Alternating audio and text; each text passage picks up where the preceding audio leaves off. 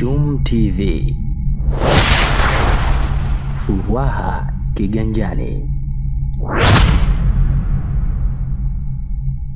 Yanapopelekwa na majina kwamba hawa ni wazee, basi wafahamu umuhimu wao wa mapema. Kama ni asubuhi, basi wafahamu mapema, si watu wafahamu kwenye saa 5 au saa 4 au saa 6. Inakuwa tunawasumbua. Kwa hiyo mimi naomba hili lichukuliwe hatua kwa wale watu ambao wasiojiweza na wengine wanakuwa hawezi kufanya jambo muda mrefu sana. Kwa sababu sisi tunafahamu kama wazee, lakini watoto hawajafahamu kwamba kura inaleta amani na utulivu katika nchi yetu. Ninazungumza hivyo kwa sababu mimi bahati nzuri ya ubaya nimeanza kulea vijana au sio vijana wazalini na waliozaliwa na nyinyi zangu. Ninawalea na mpaka sasa ninawalea.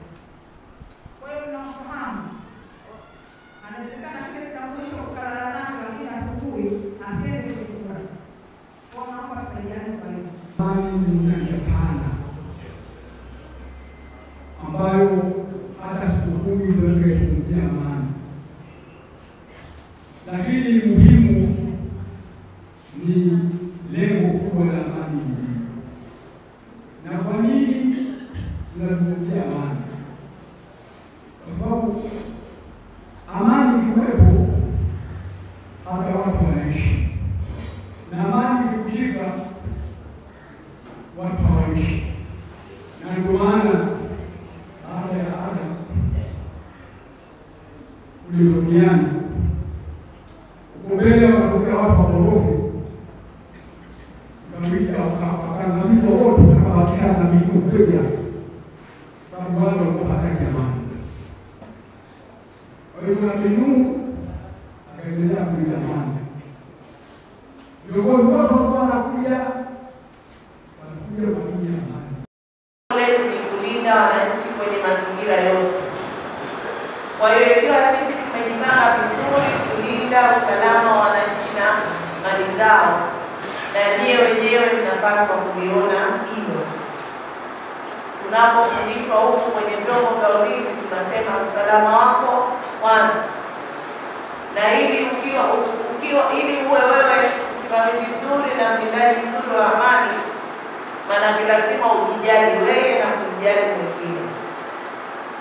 Kwa nini tunawaambia wazee hivyo? Wazee na nafasi kubwa sana ya kuwakumbusha vijana wajibu wao.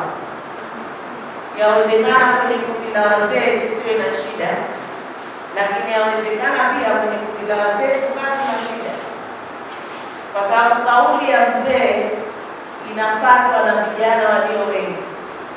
Ndio maana tunaendelea kuwaomba wazee sana, wahimizeni vijana kulinda amani iliyopo.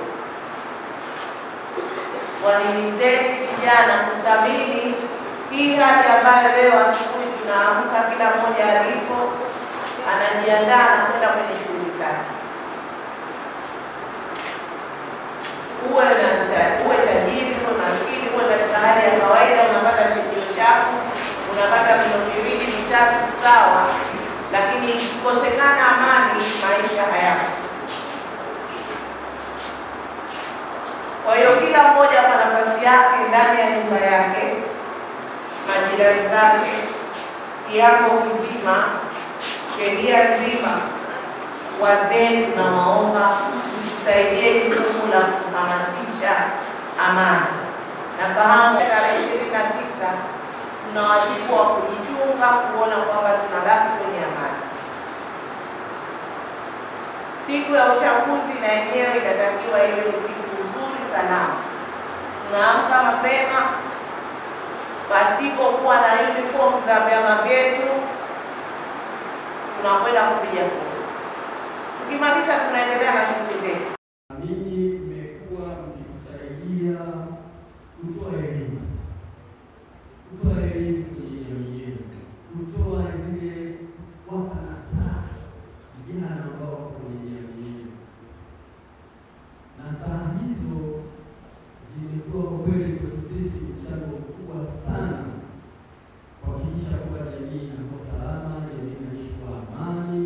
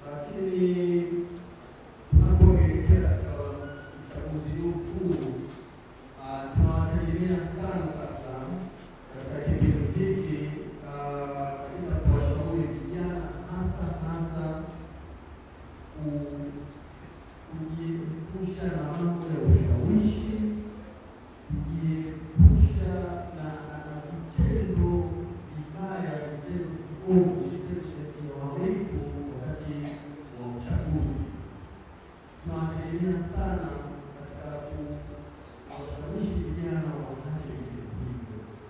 Tunategemea sana katika kutoa sasa zenu hizo kuhimiza hasa amani katika kipindi hiki cha uchaguzi. Kwa nini tuko na wazee wetu wa wilaya ya Kati? Kwanza kwa sababu nyinyi ni nguzo muhimu ya hekima na busara katika jamii zetu. Huko mitaani kwetu tunapoishi huko, imani yetu kubwa ipo kwa wazee. Tukisikia vurugu kidogo akili zetu tunasema vijana washafanya mambo yao. Hata sisi tunapokuwa tuna matatizo tutazunguka na starehe zote za vijana, lakini tukikutana na matatizo la kwanza tunaenda kuona wazee, kwa sababu tunaamini hekima, busara, kila kitu kinapatikana hapa. Lakini pia nyinyi mmejenga misingi ya amani, umoja na mshikamano. Hakika mshakutana na mambo mengi, mmeshaishi muda mrefu, mshakutana na chaguzi nyingi, mnajua vizuri thamani ya kuwepo kwa amani na migogoro inasababisha kitu gani. Kwa hiyo haya ni mambo ambayo